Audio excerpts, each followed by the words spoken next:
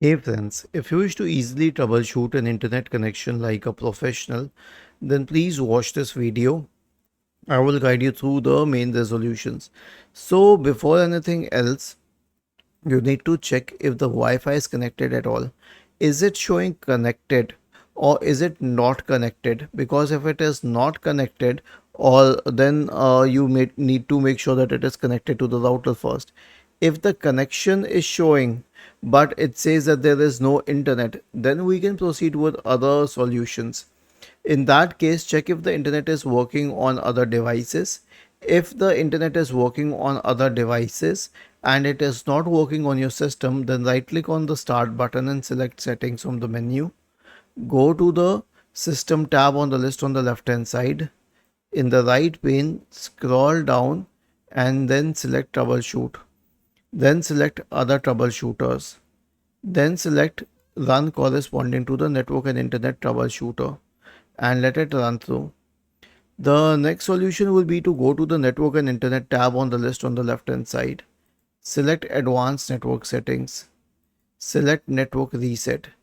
Click on reset now and then finally click on yes to reset the network, and you will also have to restart your computer after that. Now this command network reset entails a lot of commands under it, like flushing the DNS, resetting the TCP IP, resetting WinSock and everything else. If it doesn't work even after that, then press the Windows key and the R key together to open the run window. Type the command ncpa.cpl and hit enter.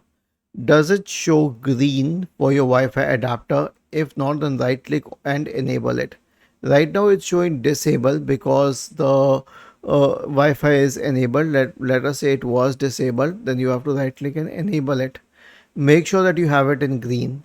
Once you have it in green, right click on it and select properties. After selecting properties, double click on Internet Protocol version 4.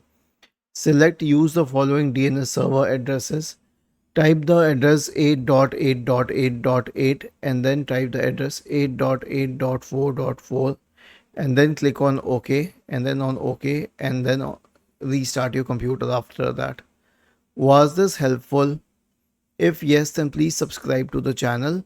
If not, then let us know in the comment section of the video on how we could help you further. Thank you for watching this video and have a nice day.